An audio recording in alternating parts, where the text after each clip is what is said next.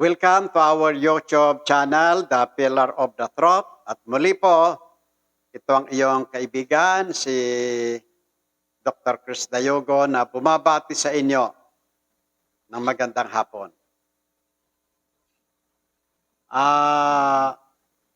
Pinag-usapan po natin previously yung katanungan na hindi ba nung linikha tayo ng Diyos, ang buhay na binigay sa atin ay galing sa Kanya. Hindi ba kung, yun nga, uulitin ko yung tanong na what is eternal life? Eternal life is the life of God.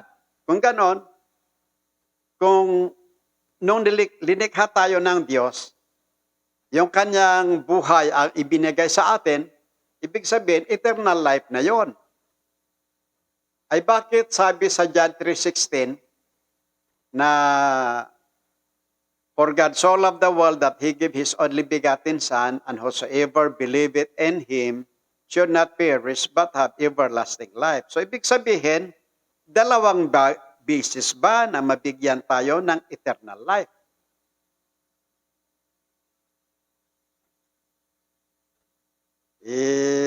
Pakita nga natin sa screen. Ito yung sinabi ko kanina, John 3:16. For God so loved the world that He gave His only begotten Son, that whosoever believeth in Him should not perish but have everlasting life. At napag-usapan din natin na previously na ang nagbigay ng buhay natin ay ang Diyos. Hindi dyablo. Ay bakit ang sinusundan ng tao dyablo? Ngayon, para mabigyan naman natin yung request na matagal daw na narinig niya ang sermon tungkol sa John 3:16. Totoo nga naman, maraming gumagamit daw sa versikulong ito. Mula nung bata siya, yun ang kanyang naririnig. Kaya sabi niya, Doc, pwede bang ikaw naman ang mag-explain? Paano gusto naman kitang magpakinggan tungkol dito sa John 3:16. Okay, so ito po yung tatalakayan natin ngayon in connection with the request na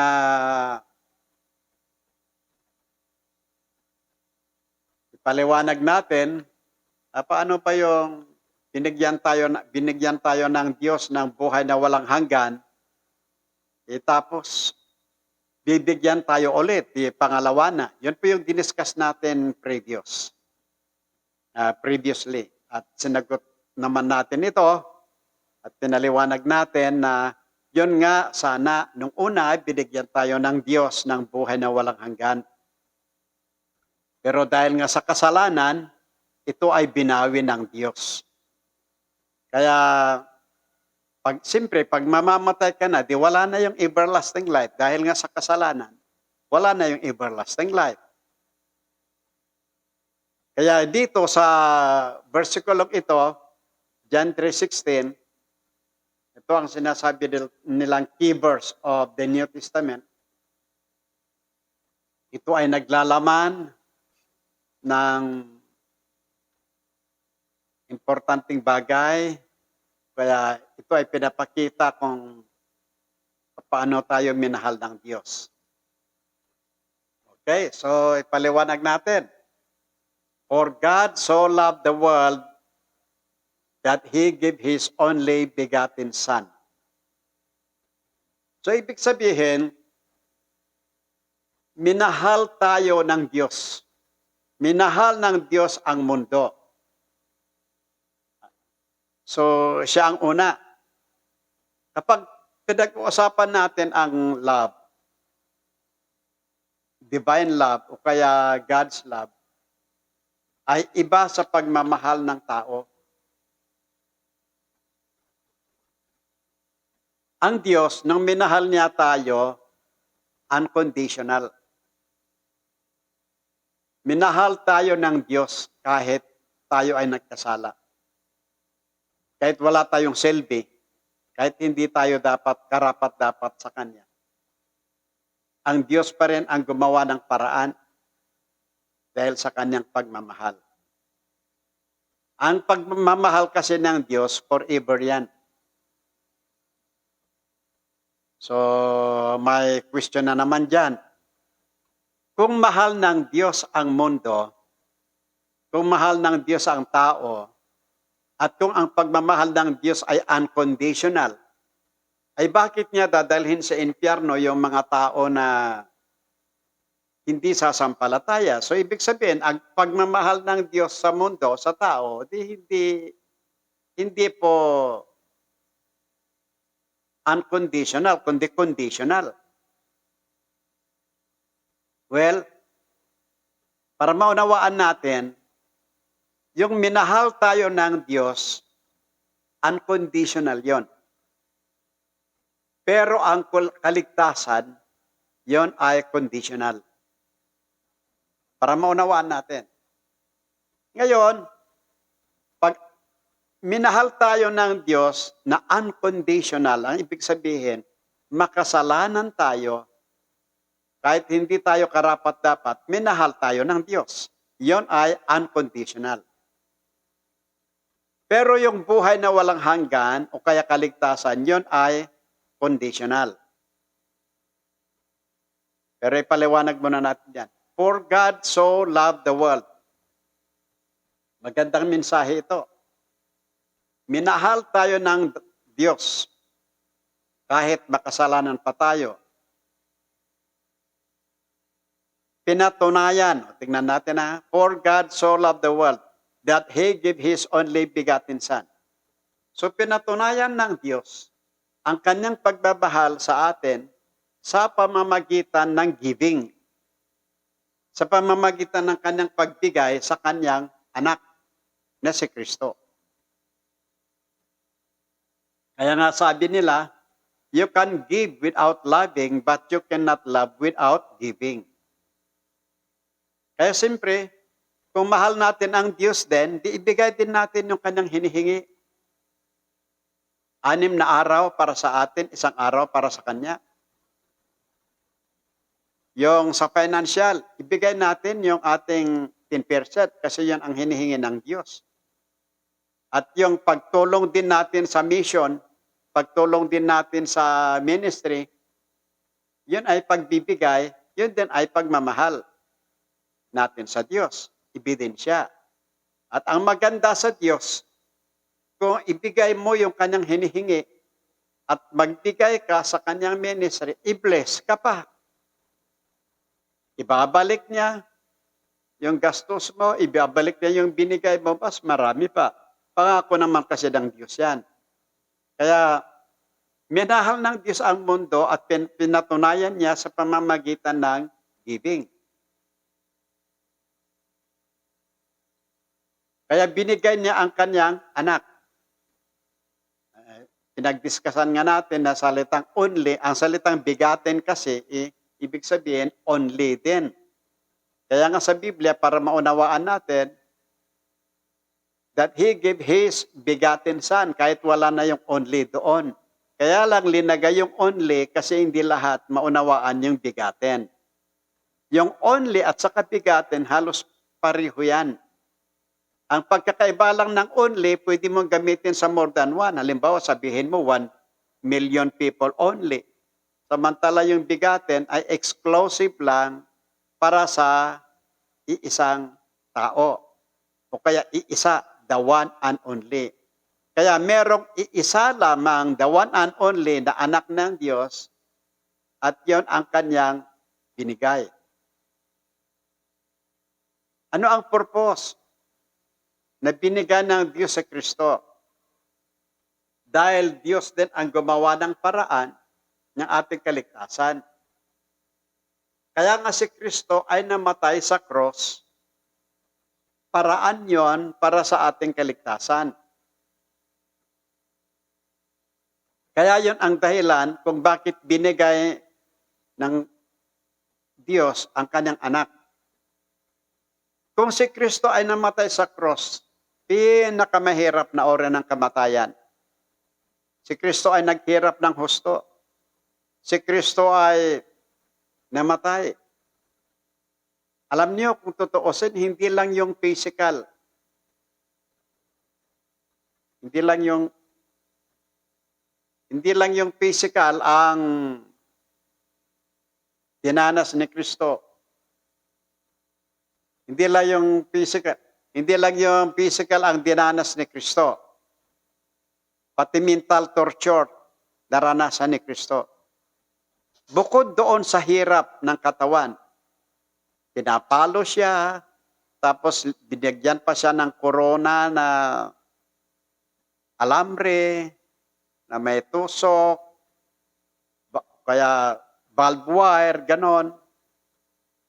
Tinuduraan siya, sinisigawan siya, pinapalo siya, sa lahat ng uri ng pahirap ginawa sa kanya.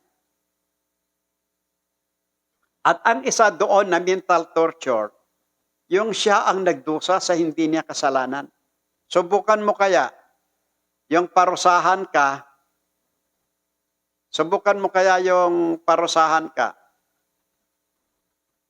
na hindi mo kasalanan. Di ba yan ang isang mahirap? Kaya nga minsan sa ating justice system, maraming nagiging rebelde dahil sa maraming inosente na naakusahan sa kakulangan ng kakayahan ipagtanggol ang sarili, sa kakulangan ng financial na pambayad ng mga witness, hindi nakamtan ang justice, siya ang nabilanggo.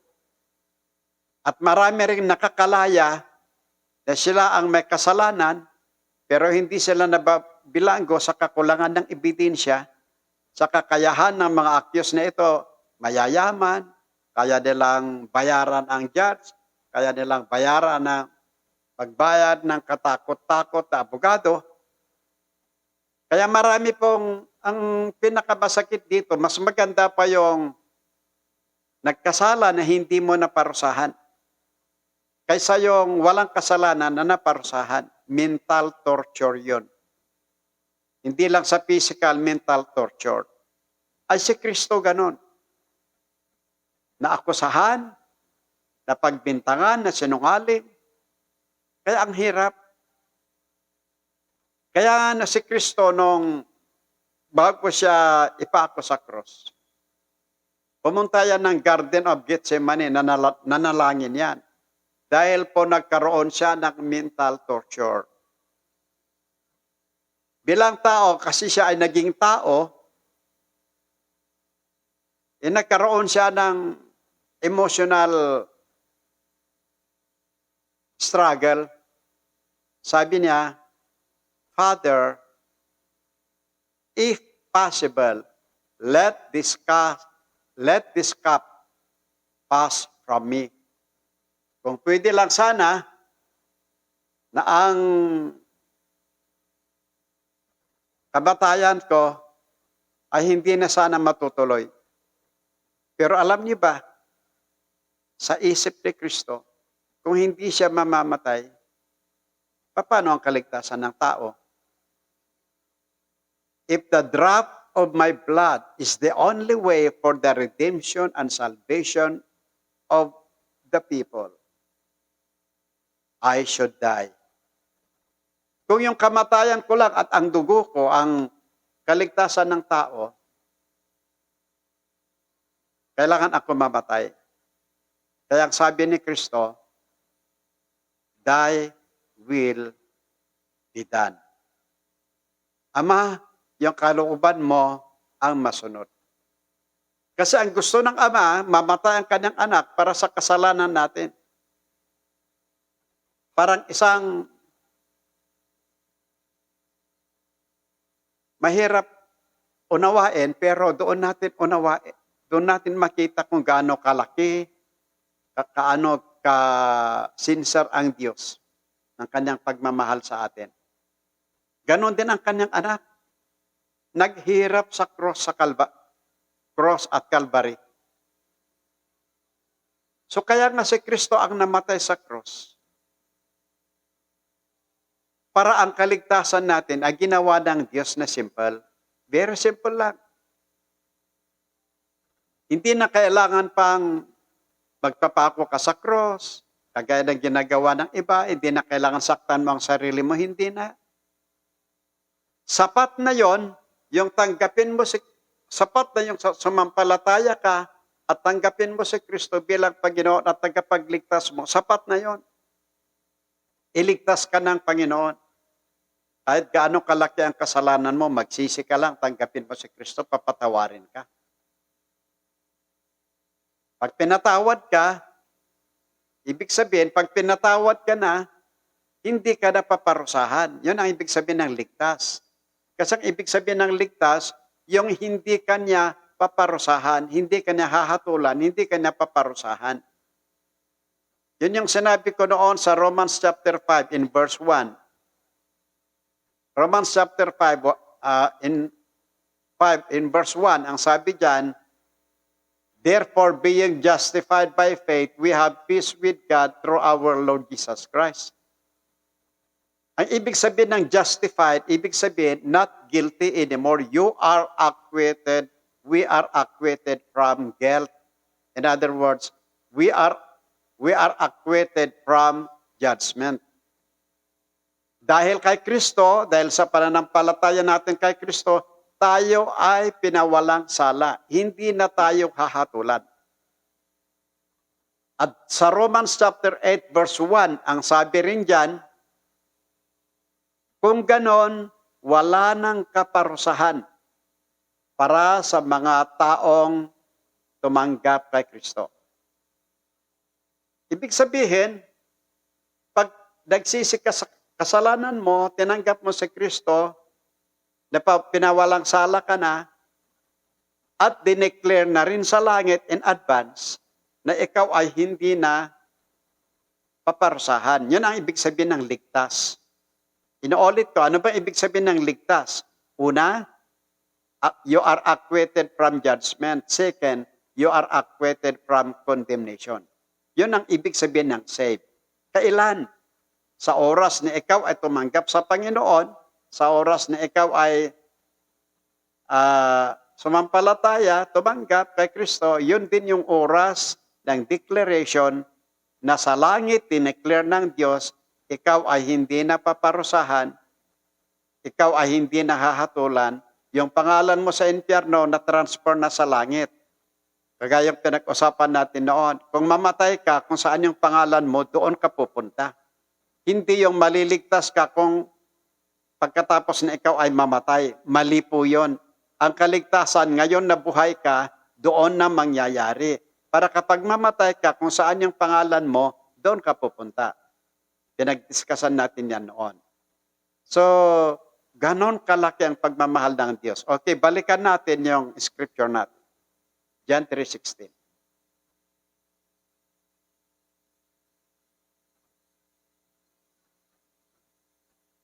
Okay, very clear.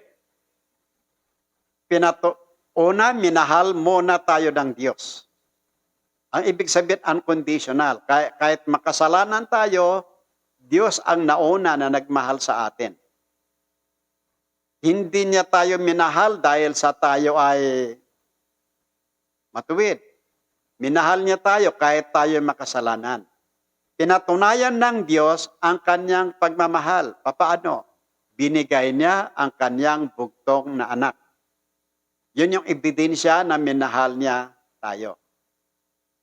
Ngayon, ang kamatayan ni Kristo, ano ba yung result? The good result of Christ's death.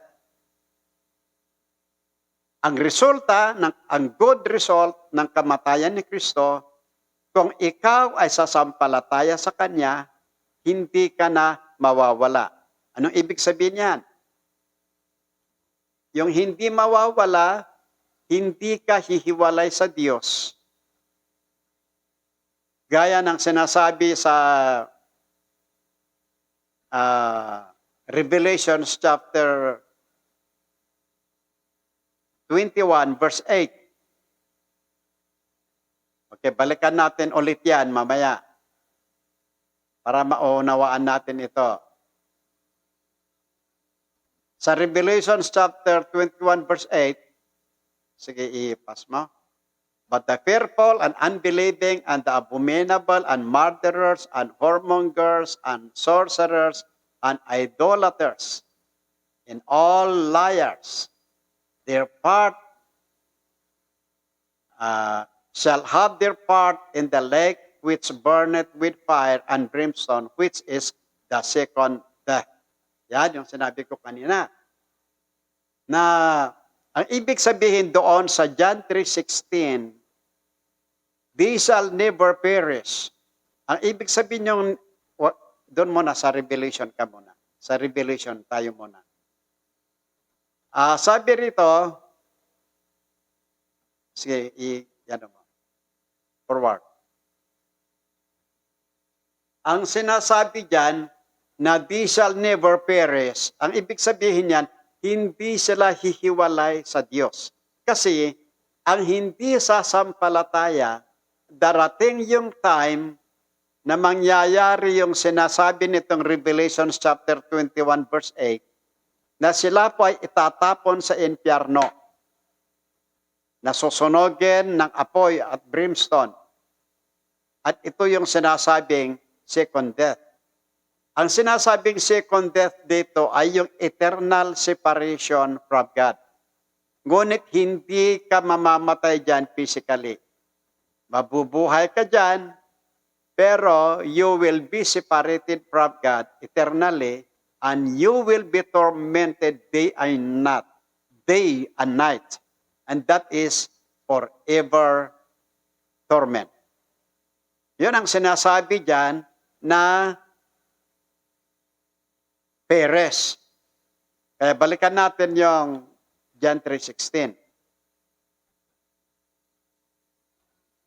Ang good result, yung kamatayan ni Kristo, lahat ng sasampalataya sa Kanya ay hindi mawawala. Inuulit ko, ang sinasabi diyan na hindi mawawala, hindi hihiwalay sa Diyos. Hindi na hihiwalay. Kasi ang hindi sumampalataya, itatapon sila sa impyerno, hihiwalay sila sa Diyos para maghirap sila sa impyerno ng walang hanggan. Yan ang sinasabi dito na perish. Hindi yung perish na mawala ka na lang parang bula. Ang sabi ng iba, wala daw kasi condemnation, wala daw kasing parusa. Yun ay kababaan naman ng isip. Yun naman ay pagka-ignoran sa katotohanan. Halimbawa, kaya nga, kung merong hatol, di may parusa. If there is a judgment, there is a condemnation. Very clear yan. Yung sinasabi nila, ang parusa daw ng tao, kung hindi ka sumampalataya, kung mamatay ka daw, hindi ka na daw mabubuhay muli. Mali yun. Kung ikaw ay hindi sumampalataya, kung ikaw ay namatay, mabubuhay ka pa rin para hahatulan ka. At kung hinatulan ka na, itapon ka sa impyerno, hihiwalay ka sa Diyos, forever na yon, yun ang separation, yung sinasabi ng perish. Hindi yung basta mamamatay ka, hindi ka na mabubuhay. Kasi contradict sa sinasabi kasi ng Biblia kung ganon. O, tingnan nga natin sa John 10:28, if I'm not mistaken. John 5:29, I should say. Sa John 5:29.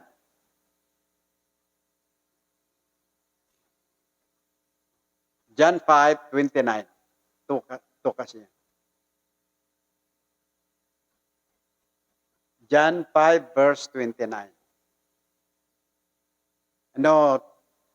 28, I should say.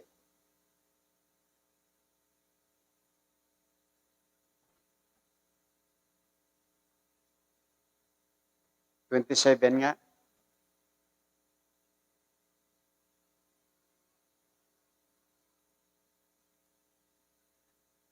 Okay, tingnan nga natin sa verse 27.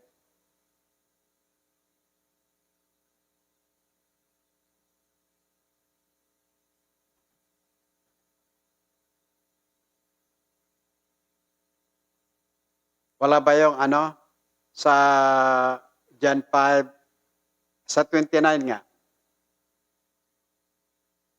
Yan yung sinasabi ko.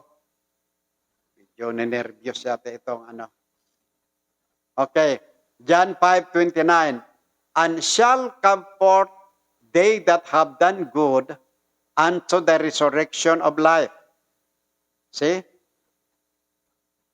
Mamatay man tayo physically, darating yung time na tayo ay mabubuhay muli, resurrection, para magkaroon tayo ng buhay na walang hanggan. Ang susunod, and they that have done evil unto the resurrection of damnation. Ay paano mong sasabihin na pag namatay ka na daw, hanggang doon ka lang. Hindi ka na mabubuhay muli. Yun lang ang parusa, walang impyerno. Ay very clear naman dito. Kaya mag-ingat po tayo sa mga nagtuturo ng kulang. Ay very clear dito na yung mananampalataya at hindi mananampalataya, mamamatay tayo pareho physically. At pareho rin tayo na mabubuhay muli. We will rise again. Kaya lang, yung mga mananampalataya, mabubuhay sila ulit para magkaroon ng buhay na walang hanggang na at kasama natin ang Diyos forever na yon. Ang mga hindi naman mananampalataya, mabubuhay sila muli, itatapon sa impyerno, kasama nila ang demonyo sa impyerno, forever na yon. Yun talaga ang katotohanan na tinuturo ng Biblia. Okay, so balikan na natin yon.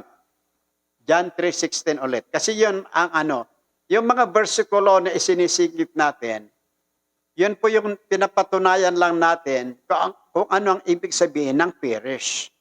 Ang ibig sabihin ng perish dyan, yung eternal separation from God. Okay, so, for God so loved the world that He gave His only begotten Son,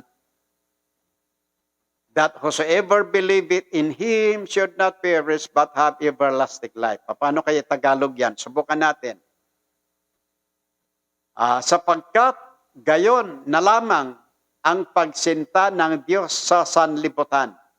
Ibinigay niya ang kanyang bugtong na anak upang ang sino mang sa kanya'y sumampalataya ay huwag mapahamak, kundi magkaroon ng buhay na walang hanggan. Gandang Tagalog Yan po kasi yan ang good result ng kamatayan ni Kristo. Dahil sa kanyang kamatayan, tayo ay nagkaroon ng chance. Tayo po ay nagkaroon ng paraan para maligtas. At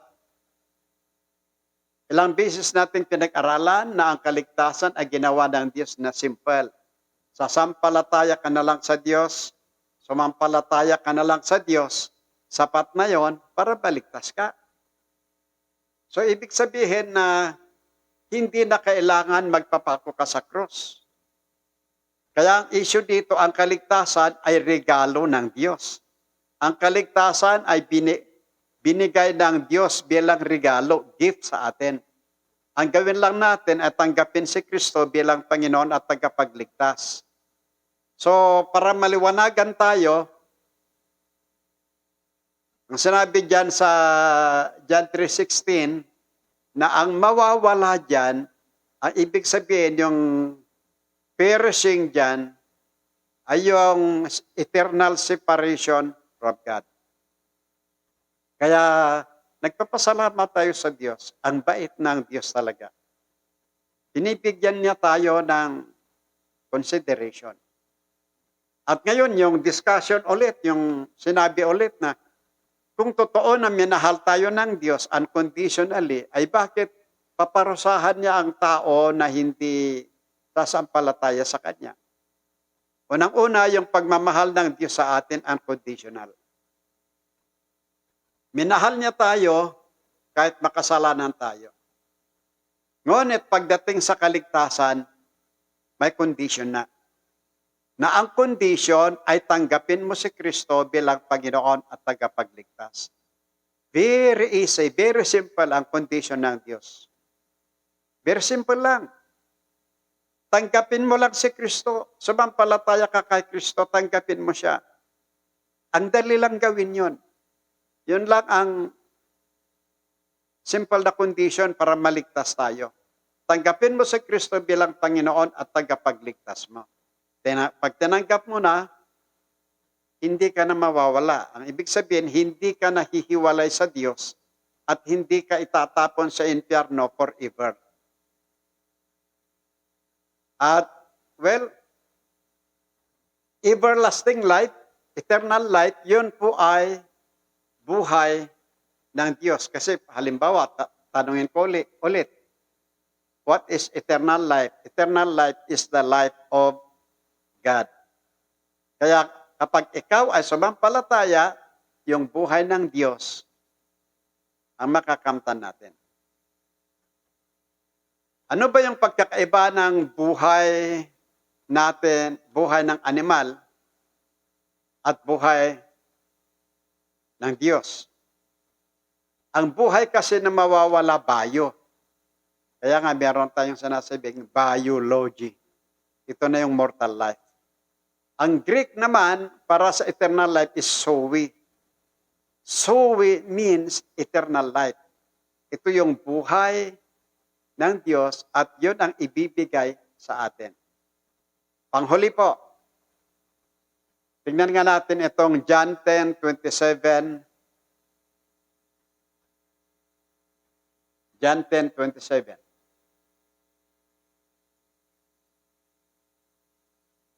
My sheep hear my voice, and I know them, and they follow me. And I give unto them eternal life, and they shall never perish, neither shall any man pluck them out of my hand. Okay. Very clear na yon. Yun po yung sinabi ko noon sa previous discussion natin nung may nagtanong na is saved, always saved. Ay simpre dito, sabi nga dito, I give them eternal life and they shall never perish. So ibig sabihin, pag binigyan ka ng Diyos ng buhay na walang hanggan, kasama doon yung kaligtasan. Kung hindi mawawala yung buhay na walang hanggan, hindi rin mawawala ang kaligtasan. Kasi very clear eh. And I give unto them eternal life, and they shall never perish. E paano mong sasabihin na kapag ikaw ay iniligtas na ng Diyos, hindi na niya babawiin yon? Kasi kapag ibinigay niya yung eternal life, ibinigay niya yung salvation, eternal yon. Hindi niya babawiin yon. Ang totoo, para hindi tayo makonfuse, ay baka naman yung nagsasabing ligtas ay hindi totoong ligtas. Wala po sa turo ng Biblia yung maligtas ka ngayon, pag nagkasala ka, mawawala. Wala po yon. Wala yung tinuturo ng Biblia na mawala ang kaligtasan, wala. Ang totoo, from the beginning, baka hindi ka paligtas. Baka hindi ka totoong sumampalataya. Baka sympathizer lang. Pero kung totoo na sumampalataya ka at binigyan ka na ng buhay na walang hanggan, ang sabi ng Diyos, you will never perish. Hindi mawawala. So, salamat po muli sa inyong pagkikinig at salamat sa inyong oras.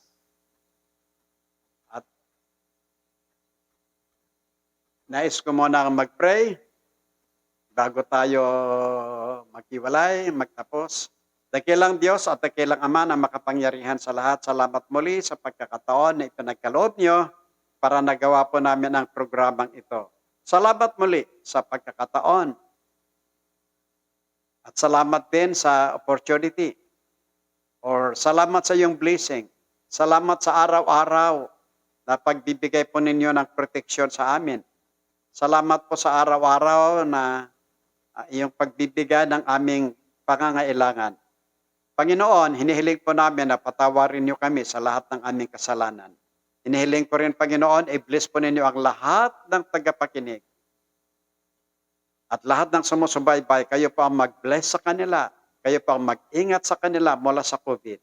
At hinihingi ko rin, Panginoon, na ang programang ito, i-bless po ninyo para magamit at makatulong sa mga tao na nangangailangan ng basic na kaalaman. Hinihiling ko rin, Panginoon, hinihiling po namin na maawa po kayo sa lahat ng mga tao na nagkakasakit ng COVID. Kayo, Panginoon, ang magmilagro sa kanilang buhay. Patawarin ninyo kami, Panginoon, sa lahat ng aming kasalanan. Hinihiling ko, Panginoon, i-bless din ninyo ang aming gobyerno. Bigyan din ninyo ang konsensya, takot, ang mga kurap sa gobyerno.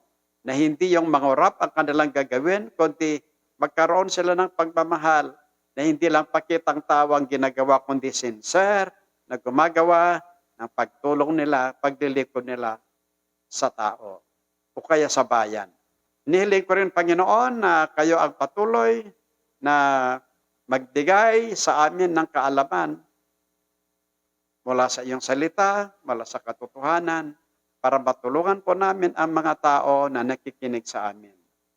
Inihiling ko rin, Panginoon, na i-bless po ninyo ang iyong salita na aming ginamit ngayon at kayo ang patuloy na pabelo sa buhay ng mga tagapakinig at taga-subaybay namin sa programa ito.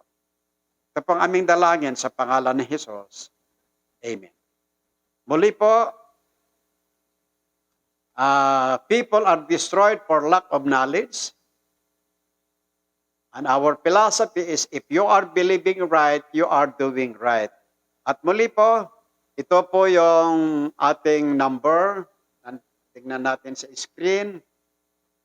Kung gusto niyo magtanong at meron kayong gustong i-clarify, mag-text lang sa 0917 505 3049 0933 867 8050. Kung gusto naman ninyo na sa email ko kayo sasagutin, mag-email kayo sa docdayogo@yahoo.com. Muli po, salamat sa inyong pagkikinig. God bless.